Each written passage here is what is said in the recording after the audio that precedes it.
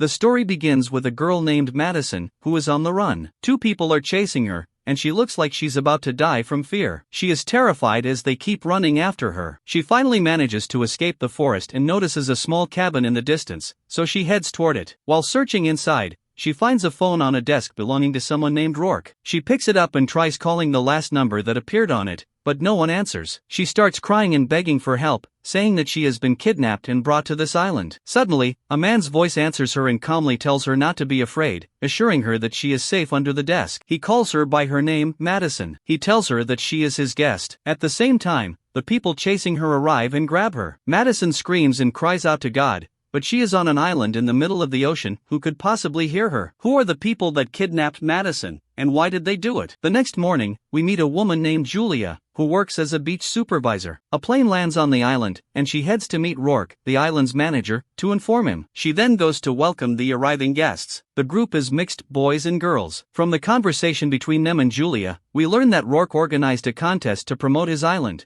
and this group won an exploratory trip as a prize. Julia introduces herself warmly and invites them to change their clothes and rest before meeting later. Meanwhile, an old man is watching them from a distance. The looks he gives them don't feel reassuring at all. Julia asks the staff to escort each guest to their cabin. Later, a girl named Quill asks Julia about the strange stories surrounding the island and the unusual experiences people talk about. Julia seems evasive, going in and out of the conversation, clearly hiding something. She claims she's new and doesn't know much, but her behavior suggests otherwise. After returning to her room, she locks herself in and starts bleeding. That's when we realize for sure that she is hiding something serious. What is she hiding? Be patient, the truth will be revealed. At night, while she's changing her clothes, the atmosphere feels unsettling. Suddenly, she lifts her head and sees someone standing behind her. Fear rushes through her body. She turns around quickly, but the room is completely empty. She whispers to herself, maybe it was just her imagination. She finishes changing her clothes and heads out to the bar, where she finds the others who arrived with her getting to know one another. She joins them, Patrick, Weaver, a Chinese guy named Brax, and the blonde girl, Melanie. Basically, a very mixed group. They start wondering about the concept of this island and what it's really about. At that moment, Rourke enters, welcomes them warmly, and begins to explain. He tells them that on this island, they will live out all the fantasies that have ever crossed their minds. Anything they once only dreamed of, they will now experience for real. But there is one condition. What is this condition? No matter what happens, they must continue their choices until the very end. Honestly, no one understands anything, neither us nor them, so we decide to be patient and see how things unfold. Rourke will eventually explain everything. Weaver and the Chinese guy ask why everyone has been given small huts for the night except them. Rourke tells them it's because they will be the first ones to begin experiencing the island. He takes them with him and starts walking deep into the forest,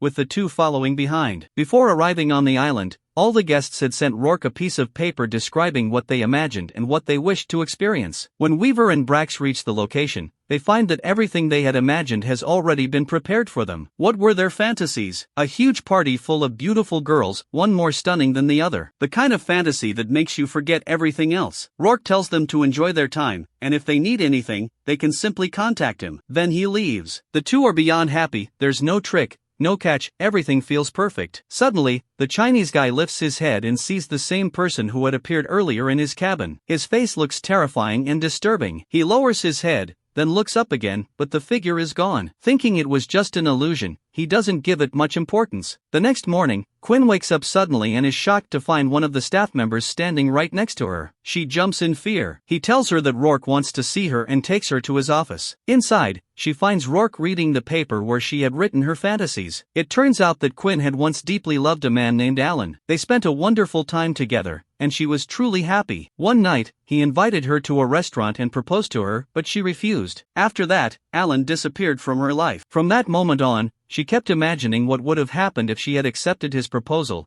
replaying different scenarios in her mind. Rourke tells her that her fantasy is waiting for her behind those doors. She walks toward them and pushes them open, only to find herself inside the exact same restaurant where Alan had proposed to her. And Alan himself is there. She is completely confused. She doesn't understand how they did this, or how they managed to recreate him so perfectly. She sits down with him and starts asking how he got here and whether he was the one who planned all of this. But he doesn't give her a single clear answer. She goes back to Rourke and asks him directly, "Enough with the vague talk, tell me the truth. Is this real or not?" He answers calmly, saying that she is now on the island of fantasy. Anything she has ever imagined can become real. When she tries to ask more questions, he cuts her off and tells her to make use of the second chance she has been given. Then he walks away. Meanwhile, Patrick is wandering around the island when he runs into Melanie. They start chatting and getting to know each other better. That's when we learn that Patrick's lifelong dream was to become a soldier. He has always been fascinated by war and military life. To him, even dying in battle feels meaningful. However, he was unable to join the army because of family problems. So he came to this island to experience what his life as a soldier could have been like, even if it was just a fantasy. What matters to him is the experience. Patrick then asks Melanie about the fantasy she wants to live out. She tells him that when she was young, there was a girl at school who used to bully her constantly, stealing her things, hitting her, and humiliating her while the other students laughed. Ever since then, she had dreamed of getting revenge. That's why she came to this island, to finally live out that fantasy. While they're still talking, Rourke appears and tells Melanie that it's her turn. He leads her to a room and tells her that inside she will find an elevator. All she has to do is press the button with no number on it, and it will take her to where her fantasy will come true. Melanie is excited. Even if it's only a fantasy, she wants to take revenge and finally feel some relief. She enters the elevator and presses the button. It takes her down to a room. The moment she steps inside, she sees her old classmate, the girl who used to bully her, tied up in front of her. And that girl is Madison. The same Madison we saw being kidnapped at the beginning of the story. Which means this is no fantasy at all. This is real. Melanie still doesn't fully realize it yet. In front of her, she finds many buttons. Each button represents a different method of torture. Filled with hatred, she turns on the camera to record what's about to happen. She starts pressing the buttons one by one. One shocks Madison with electricity. Another pours dirty water over her. A third records a video of her with someone and sends it to her husband. At one point, she presses a green button. A video appears showing Madison being held captive in Rourke's office. That's when Melanie finally understands the horrifying truth. The person in front of her is not a fantasy. She is a real kidnapped woman, and she has been torturing her since morning without even knowing it. At the same time, Rourke takes Patrick to the place where his fantasy will begin. He gives him a soldier's uniform and releases him into the forest. Patrick puts on the uniform and starts moving through the woods. Suddenly, the same old man we saw earlier, who had been watching them from afar, stops him. Patrick is confused. "Who are you? What do you want?" The old man tells him not to be afraid. He says he only wants to help and warns him that this place is not what they were told. Many people have died here, and Patrick could be next. But Patrick is quickly surrounded. "Don't move," they shout. "You're part of the fantasy too, right?" They tie Patrick's hands and take him away. Elsewhere, Patrick is brought by soldiers to their commanding officer. The moment Patrick sees the commander's face, he freezes. He recognizes him instantly. He has known him for a long time. He asks him, "What are you doing here?" Before Patrick can get a clear answer, the commander becomes aggressive and demands that Patrick explain who he really is, threatening to kill him if he doesn't. At that moment, the commander notices a necklace. He turns it over and finds the commander's name engraved on it. The commander is completely confused. Why is this man wearing a necklace with his own name on it? Suddenly, gunfire erupts. Armed men attack the camp. Bullets fly everywhere. One of the soldiers is shot and falls to the ground. Patrick himself is hit in the arm. That's when Patrick finally understands the truth. What he is experiencing right now is not a fantasy, no matter what Rourke claimed. We return to Melanie. She is screaming, trying to get help, but no one answers. Just when things couldn't get worse, a terrifying man enters the room, carrying surgical tools. From his appearance alone, it's clear he's there to torture Madison. Melanie starts banging on the glass, trying to stop him, but he doesn't listen. Realizing she has no other choice, she presses a button. Electricity shocks him. She presses another. Water pours over him while the electricity continues. His body starts shaking violently. She rushes in and frees Madison. Madison looks at her in shock. "What are you doing here?" she asks. Melanie tells her the truth. She too was kidnapped, just like her. They open the door and escape into the forest. Meanwhile, Weaver and Brax are still enjoying themselves in the villa, laughing, drinking, and completely unaware of what's coming. Suddenly, gunfire breaks out. Armed men storm the place and start shooting. The two barely escape and rush to their room. They call Rourke, demanding answers. All he tells them is, "This is your fantasy. You must continue until the end." Then he hangs up. As they try to figure out a way out of this nightmare, the armed men break down the door and enter. Back with Melanie and Madison, they believe they're finally safe. But suddenly, the same terrifying man reappears and tries to hang Madison. Melanie desperately tries to stop him. Just as things are about to end badly, the old man arrives at the perfect moment. He fights the attacker, knocks him out, and saves them. He takes the two women with him. Patrick, meanwhile, loses consciousness after being shot. When he wakes up, he finds himself surrounded by soldiers, with their commander standing in front of him. From the moment Commander saw the necklace, he knew he had to wake Patrick. He didn't hesitate, he cut the rope tying him up and pulled him closer. The commander looks at the necklace and says, "I have the same one." He explains that it carries his name, his surname, and even a photo of him with his young son. Patrick is shocked. The resemblance between the commander and his own father is undeniable. Both of them are confused. The commander says, "It's impossible that the man standing in front of me is my son." And Patrick thinks to himself, "This can't be my father." They start exchanging details about their lives. Everything matches perfectly. Patrick asks him, "How long has it been since you last saw your son?" The commander answers, "I haven't seen him since I left for that mission." At that moment,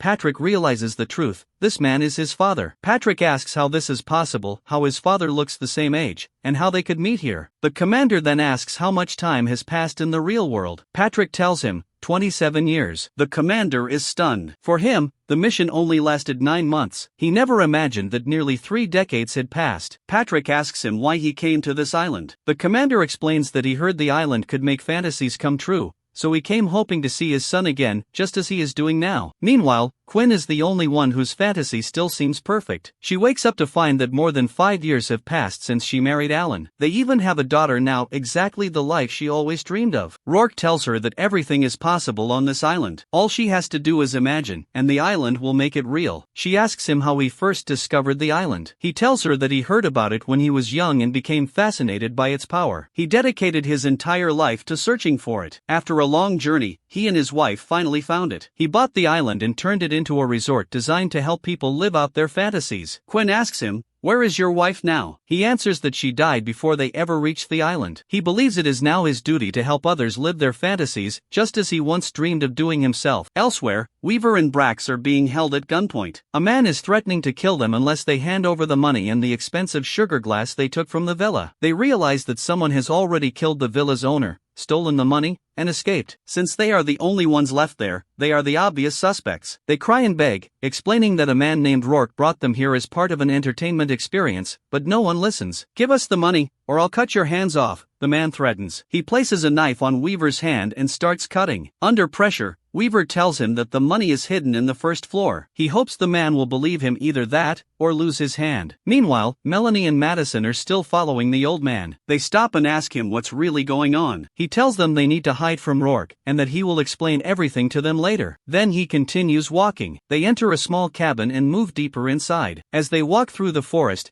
we see that Madison is still being watched. At one moment, Madison feels a strange sensation behind her. She turns around, but there's nothing there. The old man continues deeper into the cave, and the girls follow him until they reach a massive stone. Embedded in the stone is a mirror. When someone stands in front of it, they begin to see their dreams and fantasies, the ones they wish would come true. As the old man explains, this stone is the heart of the island. It is the source of its power. It feeds on people's imagination and turns their fantasies into reality, whether they are good or evil. But there is a problem. After the dreams are fulfilled, the stone's power begins to weaken. And when that happens, all those dreams slowly turn into nightmares, exactly like what happened to the others. Melanie asks the old man who he really is and how he knows all of this. He tells her that he was a detective investigating this case, but he ended up trapped in it himself. He collects some liquid from around the stone. Its color is dark red, almost like blood. He gives it to Melanie and explains the plan. They must escape the island and deliver this substance to the authorities, along with the full story of what happened. Meanwhile, he will stay behind and try to stop Rourke and save as many people as possible until help arrives. They leave the cave and make their way through the forest, but suddenly, the masked man attacks them again. He's brutal, relentless, as if possessed by multiple souls. The old man steps in to protect them, trying to push him away. The attacker strikes him with a knife and knocks him down. Even as the girls fall to the ground in terror, the masked man keeps coming. At the last second, the old man grabs him and pulls him down the slope. Both of them fall off the cliff. The girls are saved, but the old man sacrifices himself. Knowing they can't stay there, they search his bag. Inside, they find a map and the phone number of a pilot who was supposed to help smuggle workers off the island. They continue their journey. At the same time, Patrick and his father reach the villa where Weaver and Brax are being held hostage. A short while later, the gang comes out, but they're carrying a bomb. They shout, "Drop your weapons, nobody move, or we blow everything up," until he removes his mask. It's the Chinese guy. Patrick freezes. On the other side, Patrick's father and the others manage to kill the man who was holding Weaver hostage, and for a brief moment,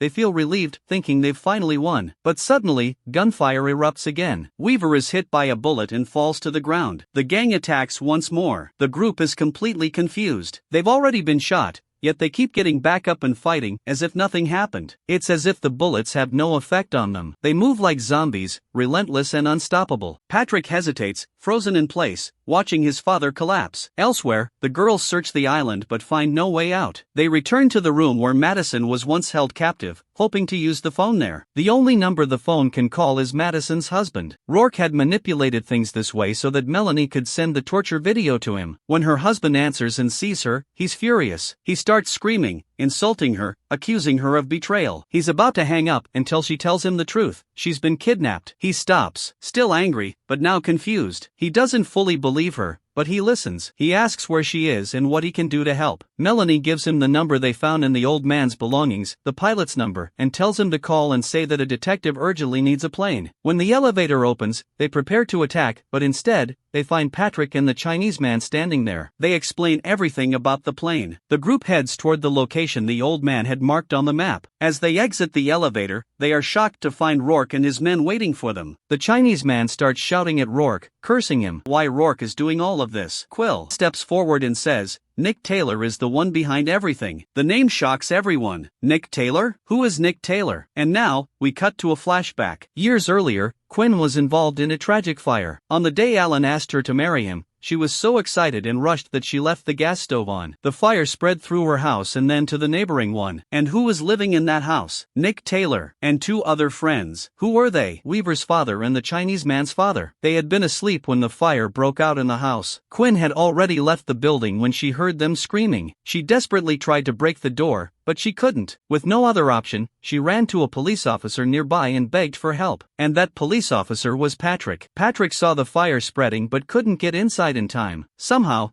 his soul was brought back to the island. Nick was the one who lured them all there to take revenge. Quill later confronts Melanie and asks her why Nick never appeared in her fantasy. Melanie asks what Nick has to do with her. Quill explains that Nick once asked her out, but she rejected him. At this point, Rourke realizes the truth can no longer be hidden. He finally confesses everything. Nick Taylor is trapped on the island as well. The only way for him to be freed is to help kill them all. As all this is happening, they hear the sound of a plane approaching. Chaos erupts as they try to run. Rourke shouts at them to stop. You will never leave this island. And indeed, that's exactly what happens. The plane appears in the sky. They signal to it desperately. It begins to descend, but before it can land, the zombie-like gang members open fire. The plane explodes mid-air. The group runs, barely escaping. Only when they're far enough do they stop, terrified and hopeless, trying to think of a solution. While studying the map, Madison suddenly remembers the stone the old man showed them, the heart of the island. She suggests destroying it. Maybe that's the only way to stop everything. With no better option, they agree. They head toward the cabin that leads to the cave. After some time, they reach it. They decide to stay close together in case they're attacked. But the moment they step inside, nightmares become reality. Everyone is facing their worst fear. Everyone except Melanie. Patrick fights his father in a brutal hand-to-hand struggle, blow after blow. Finally, Patrick overpowers him, lifts him high, and slams him into the water. He holds him down, trying to free himself, but his father won't let go. At that moment, Melanie appears behind him and stabs him in the stomach with a knife. Patrick is shocked. He doesn't understand what's happening. The way she attacks makes it clear she's full of rage and hatred. They hear Patrick screaming. The others run toward the sound. What they find is horrifying. Melanie is holding a bomb, the same one Patrick had earlier. Behind her, the masked man is holding Madison hostage. The group freezes. They ask Melanie what's going on, and that's when she begins to explain everything. And here, the truth is finally revealed. She was the one behind everything. Melanie had been in a secret relationship with Nick Taylor. They loved each other deeply. At that time, he was the only person who treated her kindly. They were even close to getting married if it weren't for the tragic fire. When Melanie discovered that Quinn was the one who caused the fire, and that Nick's friends forgave her and let her go without punishment, something inside her broke. She decided to take revenge, not only on them, but on everyone who was responsible, or who could have saved them and didn't. As she's confessing all of this, the Chinese man and Quinn attack her. The bomb flies out of her hand, and together they manage to reach the stone. Quinn prepares to destroy it, but Rourke suddenly appears and snatches the bomb from her. Melanie follows them and confronts Quinn, asking why Rourke is helping her take revenge. Rourke explains that he didn't force anyone to do anything, he only made their fantasies come true. And from the very beginning, this was Melanie's fantasy, to watch them all suffer. They beg Rourke to destroy the stone, but he refuses. He tells them that he needs the island to continue functioning. It fulfills wishes, and as long as people keep coming, the island will survive. He throws the bomb into the water, making it useless, and leaves them to face their fate. Julia stops him. She is weak, sick, and clearly doesn't have much time left. Rourke comforts her, telling her to be patient. When she dies, the island will bring her back again. And here, the final truth is revealed. Julia is actually Rourke's wife. Rourke is trapped. He must serve the island and keep bringing people to it. The island feeds on human imagination, turning dreams into nightmares. In return, it revives his wife over and over again. But Julia is exhausted. She's tired of dying again and again, tired of repeating the same suffering. Rourke finally understands. After all this time, he decides to let her rest. He puts on the ring that controls the island and releases her from the cycle. Julia fades away. Rourke returns to the others to help them escape. Patrick is still alive. The injuries Melanie caused weren't enough to kill him. Melanie asks why he came back. He tells them the truth. If they drink the water near the stone, anything they imagine will become real. Madison hears this and immediately thinks of Nick. He takes Melanie with him to the realm of the dead. Using the vial the old man gave them, Madison drinks from it. Nick's corpse rises from the water. Melanie approaches him, but instead of saving her, Nick drags her down with him. She dies. The gang members who followed her are finally gone. The survivors think it's over. But suddenly, the bomb reappears and lands among them. Patrick sees it's about to explode. Without hesitation, he throws himself on top of it. A massive explosion echoes. The bomb doesn't explode outward, but Melanie is finally gone for good. The survivors are freed from her nightmare. In the end, only 3 people manage to escape the island: the Chinese man, Madison, and Quinn. Rourke provides them with a plane. But at the last moment, the Chinese man realizes he cannot live without his best friend. He chooses to stay behind and work with Rourke in exchange for one last fantasy, imagining his friend alive again. The plane takes off, carrying Madison and Quinn away from the island. Rourke and the Chinese man return to preparing the island, ready to welcome new guests. So let me ask you, if you were given the chance to go to an island where your dreams could become reality, would you accept? And if yes, what dream would you choose? Write it in the comments. And with that, we've reached the end of this story. If you enjoyed it, don't forget to like, comment, and subscribe. See you in the next video.